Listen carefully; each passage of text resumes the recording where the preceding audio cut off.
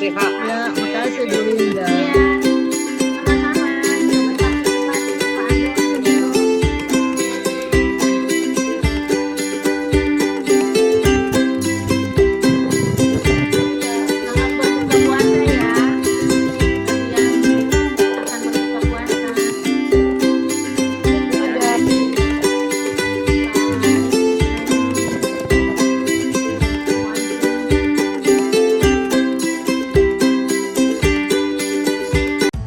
Terima kasih atas kesempatannya.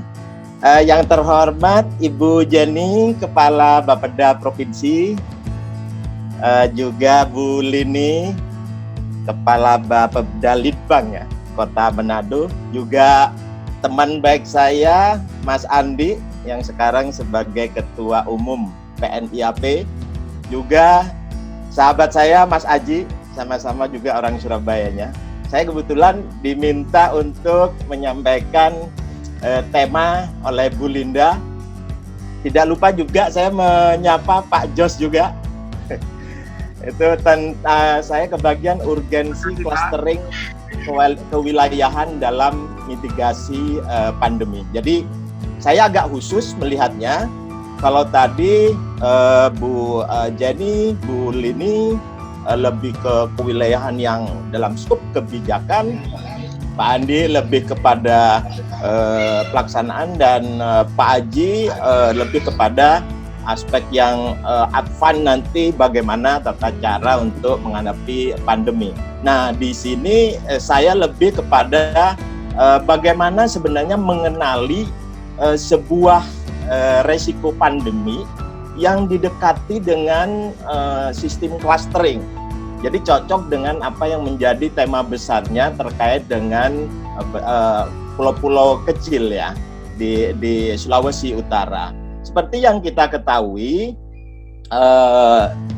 ada pengertian-pengertian tentang teori pengelompokan atau clustering yang mengkaitkan dengan bagaimana sebuah kelompok dengan kesamaan yang sama dikelompokkan pada lokasi-lokasi tertentu. Nanti mengarah kepada tadi yang sudah disampaikan Mas Aji terkait spesifikasi dari pesisir, masyarakat pesisir dan sebagainya. Ini akan mengarah ke sana. Jadi clustering ini dilihatnya dari proses pengklasifikasian, bagaimana mengolah data aksara agar terklasifikasi dengan baik. Lalu kita punya cara untuk menginformasikan hal-hal yang mengkaitkan dengan clustering itu untuk menjadi sebuah pertimbangan kebijakan. Nah, kita melihat bahwa kalau kita melihat mitigasi banyak pengertian, baik yang dari Depdagri ataupun pengertian-pengertian yang lain, tapi intinya mitigasi itu untuk dalam rangka mengurangi resiko bencana. Permasalahannya sekarang yang akan saya bahas, tata ruang belum pernah menyentuh permasalahan mitigasi yang mengkaitkan dengan pandemi. Jadi masih climate change, bencana-bencana yang kaitannya dengan fisik ya. Tapi melihat dengan bencana yang seperti yang sekarang itu belum pernah kita sentuh bagaimana mitigasinya. Nah, dalam konteks mitigasi inilah ada dua hal utama yang mengkaitkan dengan bencana tersebut. Tidak hanya bencana mengkaitkan dengan pandeminya, penyakitnya, tapi melihatnya ada dua hal yang terjadi karena alam atau juga karena sosial. Jadi kalau kita melihat secara keseluruhan juga, kita nggak lepas juga dari kesiapan pemerintah untuk menangani hal-hal seperti ini. Karena kalau kita tidak timbal balik antara masyarakat dan pemerintah, ini juga tidak akan berhasil prosesnya, karena yang dipermasalahkan di sini masalah tingkat kesadaran. Jadi di sini ada tiga hal, bagaimana di awal kita harus bisa melihat fase pencegahan, harus cepat melihatnya, bla bla bla, banyak hal mungkin sudah terbayang di teman-teman semua, teman-teman IAP di seluruh Indonesia. Yang kedua, fase deteksi. Yang ketiga, fase respon. Kalau fase deteksi, dari fase pencegahan ini ngelihatnya, kalau di fase pencegahan pertama maksud saya, ada pembuatan dari pedoman ataupun aturan-aturan tentang kesiapsiagaan terkait dengan apa yang terjadi sekarang.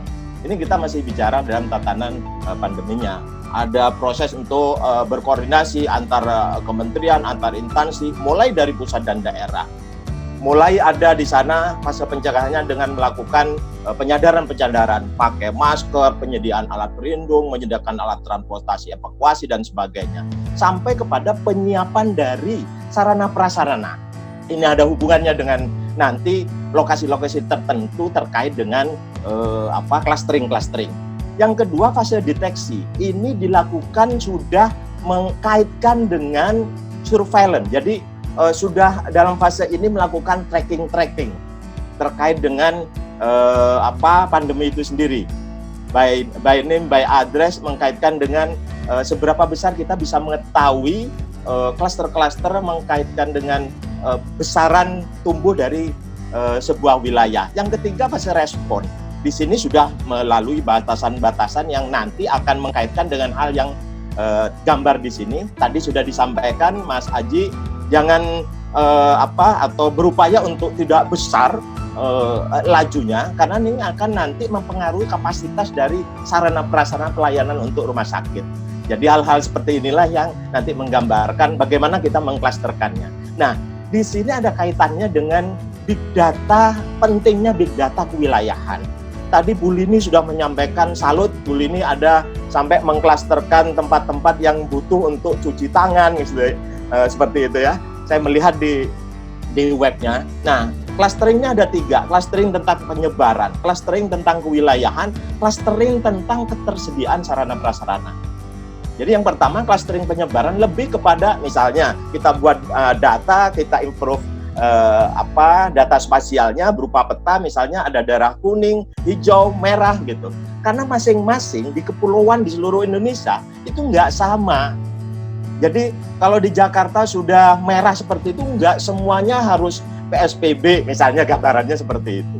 Jadi nggak sama kondisional masing-masing, apakah dia hijau, kuning, dan merah. Hijau, kuning, dan merah di satu wilayah pun kadang-kadang kita tersediaan data ini juga visualnya juga ada banyak kelemahan. Jadi kalau misalnya satu daerah di kota Manado dicirikan hanya ada satu, sudah dianggap merah. Tapi di mana bagian atau batasan-batasan untuk bertindak dalam clustering itu? Yang kedua, clustering terhadap wilayah. Di sini kita harus melihat ciri dari data penyebarannya. Itu sudah nanti bagaimana ODP, PDP, atau OTG lah istilahnya seperti itu, sampai hal yang ketersediaan yang positif. Yang terakhir, ketersediaan sarana. Sekarang sudah harus dipikirkan, kalau kita fasenya di fase terakhir sudah pencegahan, itu sudah harus dipikirkan bukan hanya clustering wilayahnya terkait dengan wilayah dan penyebaran, sudah melihatnya ketersediaan sarana prasarana. Makanya tadi diumpamakan tidak dijaga untuk tidak cepat pertumbuhannya. Jadi level untuk pelayanan ketersediaan sarana prasarana rumah sakit bukan hanya rumah sakitnya, tapi rumah sakit yang rujukan juga, yang rujukan itu yang punya kamar yang memenuhi ataupun mempunyai syarat-syarat yang ada di dalamnya untuk merawat yang terinfeksi ini. Jadi mungkin kamar ventilator dan sebagainya. Nah, disinilah nanti jika hal-hal tersebut tidak diakumulasi ataupun tidak ditangani dengan secara keseluruhan, pertimbangannya akan banyak hal juga terkait dengan tadi clustering wilayah, karena dia punya potensi dan masalah. Tadi sudah disebutkan koleksi dan distribusi itu rural dan urban itu beda, karena ketersediaan sarana prasarana di pedesaan tidak lebih masif dan bagus di kawasan perkotaan. Mungkin satu saja ada yang terinfeksi di daerah ataupun di desa. Di kawasan rural itu akan lebih cepat menularnya dibandingkan di kawasan urban, dan penyembuhannya juga akan tidak secepat di kota karena ketersediaan sarana prasarana yang terbatas. Demikian juga dengan keterbatasan, karena sekarang PSBB sudah banyak di lockdown terbatas lah, seperti itu. Banyak hal-hal yang terbatas. Kita sudah bisa melihat di sini defisit dari bahan pangan. Masing-masing kewilayahan punya potensi dan kendala masing-masing terkait hal ini. Nah, ini juga kita petakan dan nanti akan mengarah bagaimana nanti mitigasiannya terkait dengan struktural. Struktural itu mengkaitkan dengan pengadaan dari alat deteksi, posko-posko, peringatan atau jalur masuk tadi sudah disampaikan, atau mitigasi yang non-struktural mengkaitkan dengan perilaku hidup sehat, mengatur tata ruangnya. Di desa juga sudah diatur sistem koleksi distribusi yang mengkaitkan dengan rural dan urban linkage-nya, juga mengatur kapasitas dari pembangunan masyarakat. Ini kaitannya nanti dengan yang Bu Jenny sampaikan. Terakhir di Sulawesi Utara sebenarnya ada kawasan-kawasan perkotaan dan pedesaan. Ada yang di satu pulau, ada yang di kepulauan-kepulauan. Ini mungkin menjadi sebuah perhatian juga. Ini bisa menjadi klaster-klaster untuk tadi menjaga apa yang Mas Andi sampaikan, juga Mas Aji sampaikan. Dan disinilah nanti urgensi dari clustering kewilayahannya dilihat dari kondisional keekonomian, sosial, budaya, dan lingkungan pandemi secara keseluruhan termitigasi secara baik. Saya kira itu Bu Linda, secara keseluruhan apa yang saya sampaikan. Yang terakhir mengkaitkan dengan clustering wilayah ini tidak bisa lepas dari masalah sinkronisasi kebijakan. Jadi antara pusat dan daerah ini harus satu komando, nggak bisa lain-lain, karena masyarakat harus tersampaikan informasi yang baik dan mereka tidak akan chaos ataupun tenang untuk menghadapi hari ini. Semuanya tidak hanya kita melihat dari tatanan yang terbawah, yang masalah menengah sekarang sudah mulai ke bawah lagi, sudah mulai miskin lagi. Ini harus juga diperhatikan karena akan ada efek-efek yang lainnya. Terima kasih. Assalamualaikum warahmatullahi wabarakatuh. Selamat sore. Dokumentasi